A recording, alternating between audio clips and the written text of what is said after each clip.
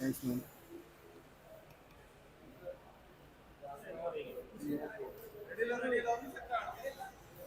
ഒരു രാഷ്ട്രീയ വൈരാഗ്യമാണോ ഇതിപ്പോൾ ഉണ്ടായത്? കാരണം കേരളത്തിൽ നിന്ന് 23 പേര് മരിച്ചു.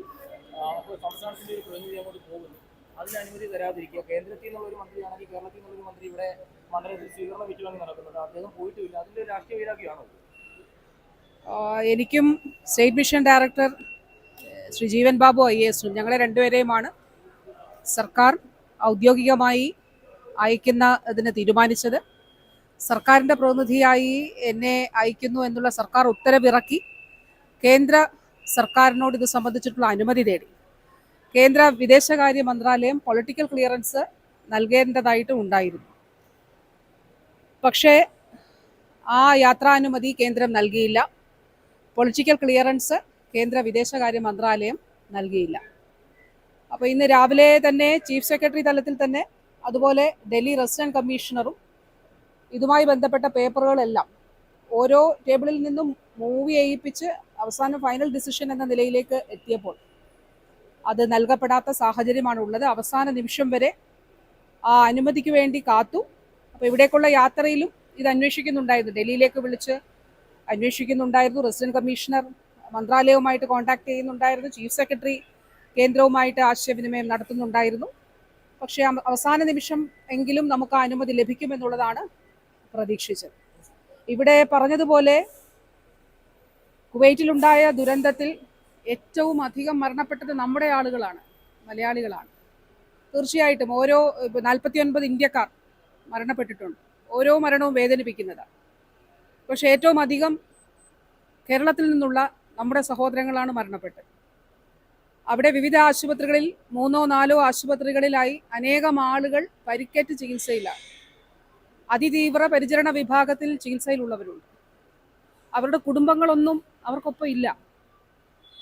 അപ്പോൾ ഒരു ദുരന്തത്തിൻ്റെ മുഖത്ത്, മരണങ്ങളുടെ മുൻപിൽ, ദുഃഖത്തിൻ്റെ മുന്നിൽ, കണ്ണീരിൻ്റെ മുന്നിൽ കേരളത്തോട് ഇങ്ങനെയൊരു സമീപനം കേന്ദ്രം സ്വീകരിച്ചത് അത് തെറ്റായൊരു കാര്യമാണ്, അങ്ങേയറ്റം നിർഭാഗ്യകരമാണ്. ഒരു കാര്യം പറയാനായിട്ടുണ്ട്. ഇപ്പോൾ അവരുമായിട്ട് നിരന്തരമായിട്ട്, നമ്മുടെ ആളുകളുമായിട്ട് നിരന്തരമായിട്ട് ആശയവിനിമയം നടത്തിയിട്ടുണ്ട്. കേന്ദ്രത്തോട് നമ്മൾ ആവശ്യപ്പെട്ടത് ഇതാണ്: ഈ 49 പേർ മരിച്ചതിൽ 23 പേരുടെ മലയാളികളായിട്ടുള്ളവരെ ഡിക്ലെയർ ചെയ്തു ഒഫീഷ്യലി. ഒരാൾ കൂടി മലയാളിയാണ് എന്നുള്ളത്, പക്ഷേ അതിൻ്റെ ഐഡൻറ്റിഫിക്കേഷൻ ഔദ്യോഗികമായിട്ട് നടത്തിയിട്ടില്ല. അപ്പോൾ ഈ ആശുപത്രികളിൽ ഉള്ളവരെ പോയി കാണുന്നതിനും അവർക്കൊപ്പം നിൽക്കുന്നതിനും, അതോടൊപ്പം തന്നെ ഇന്ന് ഇവിടേക്ക് എത്തിക്കുന്ന, അല്ലെങ്കിൽ ഇന്ന് അവിടെ നിന്ന് പുറപ്പെടുന്ന വിമാനത്തിൽ ഉള്ള മൃതദേഹങ്ങൾ കൂടാതെ 1-2 മൃതദേഹങ്ങൾ കൂടി ഇനി കൊടുത്തുവിടാനുമുണ്ട്. അപ്പോൾ ഈ കാര്യങ്ങൾ അവിടെ നമ്മുടെ ആളുകൾ അവിടെ പ്രയാസപ്പെടുന്നുണ്ട്. നമുക്കത് മനസ്സിലാക്കാനായിട്ട് കഴിയേണ്ടതായിട്ടുണ്ടായിരുന്നു കേന്ദ്രത്തിന്. കാരണം വീട്ടിൽ നിന്നും നാട്ടിൽ നിന്നും ദൂരെ മറ്റൊരു രാജ്യത്ത് കഷ്ടപ്പെടുന്ന നമ്മുടെ സഹോദരങ്ങൾ, അവരുടെ വേദനയിൽ ഒരു സർക്കാർ ഒപ്പം നിൽക്കുന്നതിന് വേണ്ടിയിട്ട് ശ്രമിച്ചപ്പോൾ, അതിനു വേണ്ടിയിട്ടാണ് സർക്കാരിൻ്റെ പ്രതിനിധിയെ അയക്കാൻ തീരുമാനിച്ചത്. അത് നിഷേധിക്കപ്പെടുന്ന സാഹചര്യമാണ് ഉണ്ടായത്. അത് അങ്ങേയറ്റം നിർഭാഗ്യകരമാണ്. ഏതായാലും ഒരു കാര്യം ഉണ്ട്, അത് എന്തൊക്കെ വന്നാലും ഈ ആളുകളെ, ഈ കുടുംബങ്ങളെ, നമ്മുടെ ഈ സഹോദരങ്ങളെ സംസ്ഥാന സർക്കാർ ചേർത്ത് പിടിക്കും. സാധ്യമായിട്ടുള്ള എല്ലാ കാര്യങ്ങളും ചെയ്യും. ഇപ്പോൾ ഏറ്റവും അവസാനം അവിടേക്ക് ചെല്ലുന്നില്ല എന്ന് അറിഞ്ഞുകൊണ്ട് അവിടെ നിന്ന് നമ്മുടെ ആളുകൾ, അവിടെ നിന്നുള്ള ദൃശ്യങ്ങൾ ഉൾപ്പെടെ അവിടെ നിന്നുള്ള വിവരങ്ങൾ ഓരോ നിമിഷവും എന്ന നിലയിൽ അറിയിച്ചുകൊണ്ടിരിക്കുകയാണ്.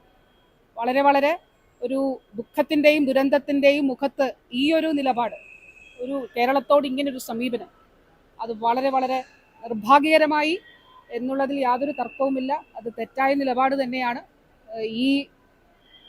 നമ്മുടെ ഈ ആളുകളെ, നമ്മുടെ സഹോദരങ്ങളെ സംസ്ഥാന സർക്കാർ ചേർത്ത് പിടിക്കും. സാധ്യമായിട്ടുള്ള എല്ലാ കാര്യങ്ങളും ചെയ്യും. ഒരു രാഷ്ട്രീയമായിട്ടുള്ള ഒരു ഇടപെടൽ തന്നെയല്ലേ? കാരണം ഒരു സംസ്ഥാന മന്ത്രി, പ്രത്യേകിച്ച് നമ്മൾ നേരത്തെ വെച്ച പോലെ കേരളത്തിൽ നിന്നും 23 പേർ മരിച്ച ഒരു സംഭവത്തിൽ ഒരു സംസ്ഥാനത്തിന്റെ പ്രതിനിധി ഇടുന്നത് പോലും സഹിക്കാൻ പറ്റില്ല. അത്രത്തോളം അസഹിഷ്ണുതയുണ്ടോ കേരളത്തോട്? അങ്ങനെ വേണം മനസ്സിലാക്കാൻ. ഇത് വളരെ വ്യക്തമായിട്ടുള്ള ഒരു കാര്യമാണല്ലോ. കാരണം ഒരു സ്റ്റേറ്റിലെ ഒരു മിനിസ്റ്റർ സർക്കാരിനെ റെപ്രസെന്റ് ചെയ്ത് അവിടേക്ക് പോവുകയാണ്. അതിന് നമുക്ക് വ്യക്തമായിട്ടുള്ളൊരു കാരണമുണ്ടല്ലോ. നമ്മുടെ ആളുകളാണ് ആ മരണപ്പെട്ടവരുടെ ലിസ്റ്റിൽ ഏറ്റവും അധികം നമ്മുടെ ആളുകളാണ് ഉള്ളത്. അതോടൊപ്പം അവിടെ ചികിത്സയിൽ കഴിയുന്ന വിവിധ ആശുപത്രികളിൽ ചികിത്സയിൽ കഴിയുന്നവരിൽ ഭൂരിഭാഗവും നമ്മുടെ ആളുകളാണ് ഉള്ളത്. അപ്പോൾ തീർച്ചയായിട്ടും സംസ്ഥാന സർക്കാരിന്റെ പ്രതിനിധിയെ അവിടെ അയച്ചുകൊണ്ട് അവർക്കൊപ്പം അവർക്ക് വേണ്ടതായിട്ടുള്ള കാര്യങ്ങൾ ക്രമീകരിക്കുന്നതിനും ഏകോപിപ്പിക്കുന്നതിനും വേണ്ടിയിട്ടാണ് എന്നെ അവിടെ അയക്കാൻ സംസ്ഥാന സർക്കാർ തീരുമാനിച്ചത്. പക്ഷെ അത് നിഷേധിക്കപ്പെടുന്ന സാഹചര്യമാണ് ഉണ്ടായിട്ടുള്ളത്. അതാണ് ഞാൻ പറഞ്ഞത്, ഒരു ദുരന്തത്തിന്റെ ദുഃഖത്തിന്റെ മുഖത്ത് ഇത്തരത്തിലുള്ളൊരു നിലപാട് അത് ഒരു കാരണവശാലും അത് ഉണ്ടാകാൻ പാടില്ലാത്ത നിലപാടാണ്. അത് മാത്രമേ ഇപ്പോൾ പറയുന്നുള്ളൂ. കാരണം നമ്മുടെ ഒരു സ്റ്റേറ്റ് തന്നെ എത്രയോ 23 കുടുംബങ്ങൾ ഇന്ന് ഓരോ വീട്ടിലും കടന്നു ചെല്ലുമ്പോൾ ഹൃദയഭേദകമായിട്ടുള്ള അത്യന്തം ഹൃദയഭേദകമായിട്ടുള്ള തകർന്നു പോകുന്ന ഒരു അനുഭവമാണുള്ളത്. കാരണം ഒരു ഉറങ്ങി എഴുന്നേൽക്കുമ്പോൾ മക്കളില്ലാതെയാകുന്ന സാഹചര്യം, സഹോദരങ്ങളില്ലാതെയാകുന്ന സാഹചര്യം, അല്ലെങ്കിൽ ഭർത്താവില്ലാതെയാകുന്ന സാഹചര്യം, എന്ത് വേദനാജനകമാണത്. നമ്മൾ സ്റ്റേറ്റ് മറ്റൊന്നും ചോദിച്ചില്ലല്ലോ. നമ്മൾ ചോദിച്ചത് ഈ ആളുകൾക്കൊപ്പം നിൽക്കുന്നതിന് വേണ്ടി, അവിടെ പോകുന്നതിന് വേണ്ടി നമ്മുടെ ആളുകൾ അവിടെ കഷ്ടപ്പെടുന്നു, പ്രയാസപ്പെടുന്നു. ഈ ദുഃഖത്തിൽ അവർക്കൊപ്പം നിൽക്കുന്നതിനും ഈ പ്രവർത്തനങ്ങൾ ഏകോപിപ്പിക്കുന്നതിനും വേണ്ടിയിട്ട് ഒരു അനുമതിയാണ് നമ്മൾ ചോദിച്ചത്.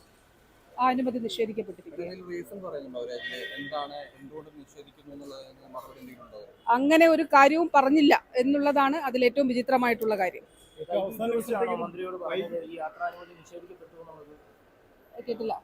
ഉദ്യോഗസ്ഥര് തന്നെയാണോ വന്ന് പറഞ്ഞത് മന്ത്രിക്ക് ഇത്തരത്തിൽ യാത്രാനുമതി നിഷേധിക്കപ്പെട്ടു? അതെ, കാരണം ഞാൻ ഇങ്ങോട്ട് ഉള്ള യാത്രയിൽ നിരന്തരമായിട്ട് ചീഫ് സെക്രട്ടറിയുമായി സംസാരിക്കുന്നുണ്ടായിരുന്നു. ചീഫ് സെക്രട്ടറി തന്നെ നേരിട്ട് ഇടപെട്ടുകൊണ്ട് കേന്ദ്രവുമായിട്ട് ആശയവിനിമയം, കേന്ദ്ര വിദേശകാര്യ സെക്രട്ടറിയുമായി സംസാരിച്ച് ഇതിന് അനുമതിക്ക് വേണ്ടിയിട്ട് ശ്രമിച്ചിരുന്നു. അപ്പോൾ ഏറ്റവും അവസാനം ഇവിടെ നമ്മുടെ ചെക്ക് ഇൻ സമയം കഴിഞ്ഞിരിക്കുകയാണ്. അതുവരെ നമുക്ക് കിട്ടുമെന്നുള്ളൊരു പ്രതീക്ഷയിലോ ആണ് നിന്നത് വാസ്തവത്തിൽ. അപ്പോൾ അത് കിട്ടില്ല എന്നുള്ളത് ഉറപ്പിച്ചു.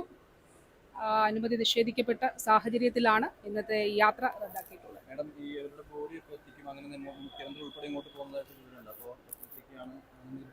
അവിടെ ഇപ്പോൾ ഞാൻ നേരത്തെ പറഞ്ഞതുപോലെ ഈ മൃതദേഹങ്ങൾ ഇവിടെ നാട്ടിലേക്ക് എത്തിക്കുന്നതിന് വേണ്ടിയിട്ടുള്ള ക്രമീകരണങ്ങൾ നടക്കുകയാണ്. അവിടെ നിന്ന് നമ്മുടെ മലയാളികളായിട്ടുള്ള ആളുകൾ അവിടെ ഉള്ളവരാണ് ഈ വിവരങ്ങൾ നമുക്ക് അപ്ഡേറ്റ് ചെയ്ത് തന്നുകൊണ്ടേയിരിക്കുന്നത്. അപ്പോൾ അവിടുത്തെ പ്രാദേശിക സമയം ഒരു 12-ന് ശേഷം 1 മണിയോടടുപ്പിച്ച് അവിടെ നിന്ന് പുറപ്പെടുമെന്നുള്ളതാണ് ഇപ്പോൾ മനസ്സിലാക്കുന്നത്.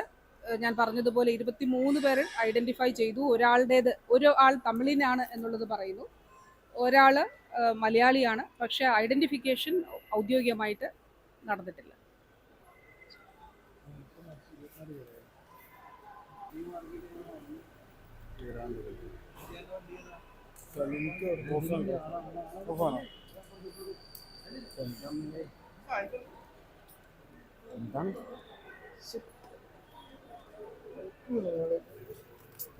ഇത് കുടുങ്ങി കിടക്കണുണ്ട്.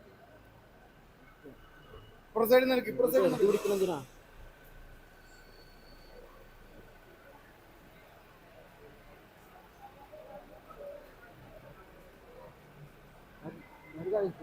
കോഫി എടുക്കണം.